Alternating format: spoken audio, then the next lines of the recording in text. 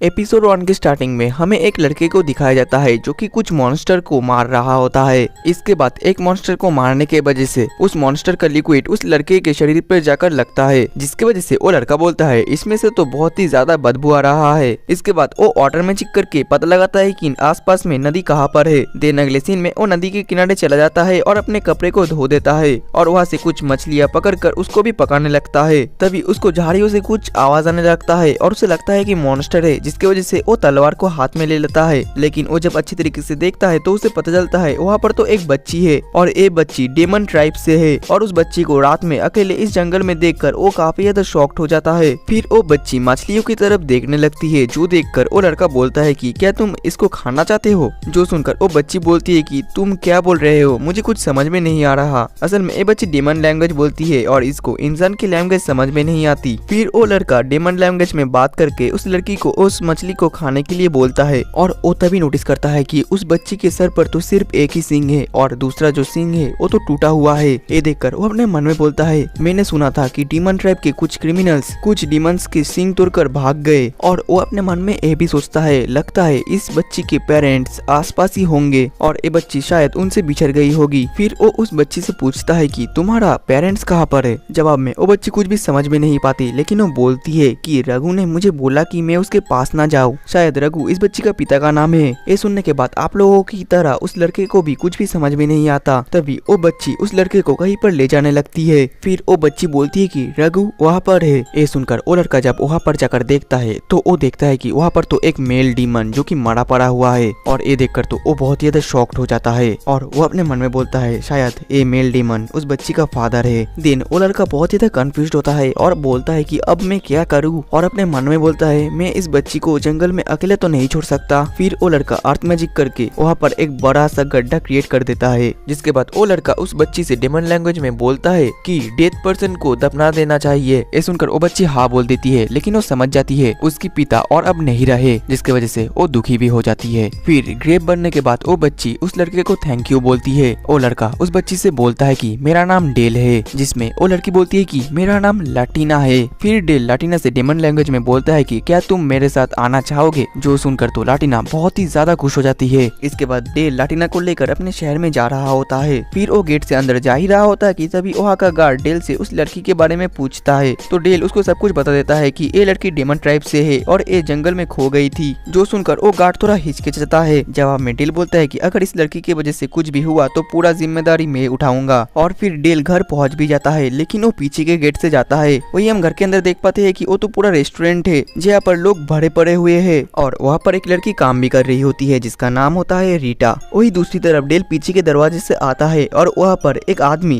Cooking कर रहा होता है जिसका नाम होता है केनिथ। और केनिथ डेल को देखकर उस बच्ची के बारे में पूछता है। जवाब में डेल बोलता है कि मैं तुमको सब कुछ बाद में बताऊंगा, पहले क्या मैं तुम्हारे बाथरूम को थोड़ी देर के लिए यूज कर सकता हूँ। केनिथ हाँ बोल देता है। जिसके बाद डेल लाटीना को बाथरूम में लेकर जाता है और फिर उसके कपड़े खोल देता है। इसके बाद उसको अच्छी तरीके से नहलाने लगता है। वही लाटीना बहुत ही ज्यादा एम्बेरेस्ड फील कर रही होती है। तभी वहाँ पर रीटा आ जाती है और वो डेल के साथ उस बच्ची को देखकर बहुत ही ज्यादा शॉक्ड हो जाती है और वो उस बच्ची के बारे में पूछने लगती है। जिसके बाद डेल बोलता है कि मैं इसको जंगल से लेकर आया हूँ, ये एक डेमन है और इसका पापा मर गए हैं। देन अगले सीन में रीटा अपने बचपन के कपड़े लाटीना को पहना देती है और वो बहुत ही ज्यादा खुश भी होती है। वही डेल रीटा को बताता है कि उसको सिर्फ डेमन लैंग्वेज ही आता है। इसके बाद डेल और लाटीना रेस्टोरेंट में जाकर बैठ जाते हैं। वही रीटा कुछ रिसर्च करके बोलती है कि मुझे इसके बारे में कुछ पता नहीं चला और इसके पापा के बारे में भी मुझे कुछ पता नहीं चला। और डेल और रीटा ऐसी बात कर ही रहे होते हैं कि तभी साइड से लाटीना का पेट से गुड़गुड़ आवाज सुनाई देता है। जिसके बाद रीटा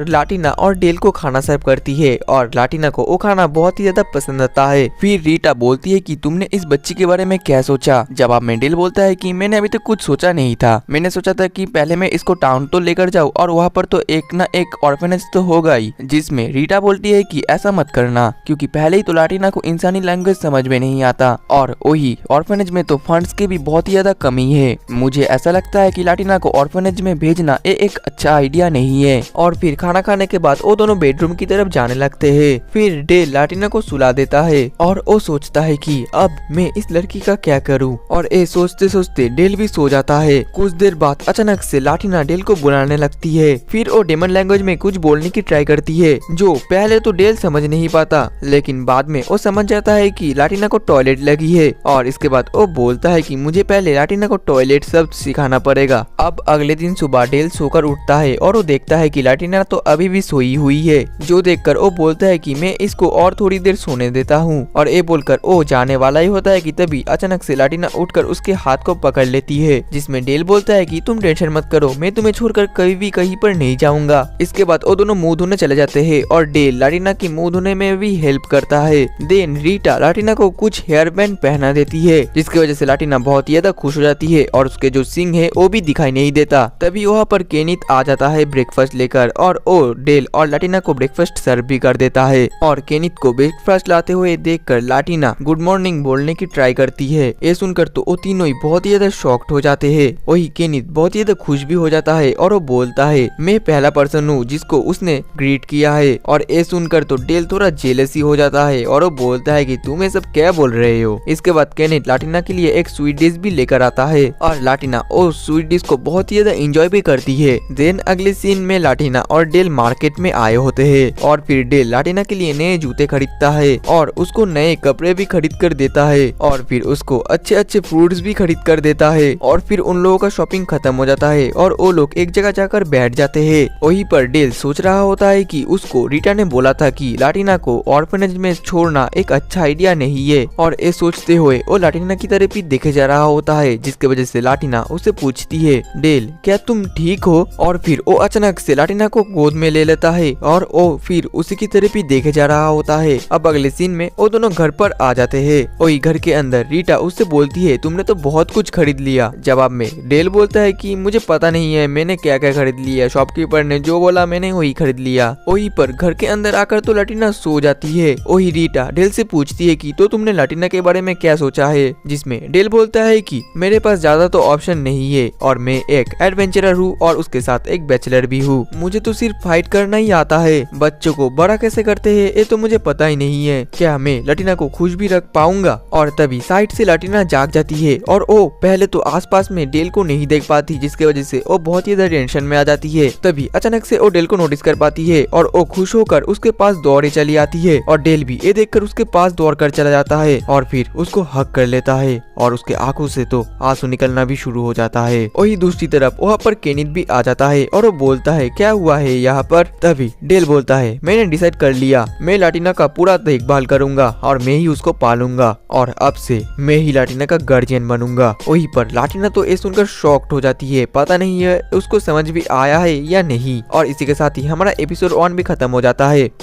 तो आज के लिए बस इतना ही, मिलते हैं नेक्स्ट एपिसोड में, तब तक के लिए टाटा बाय बाय सायोनारा।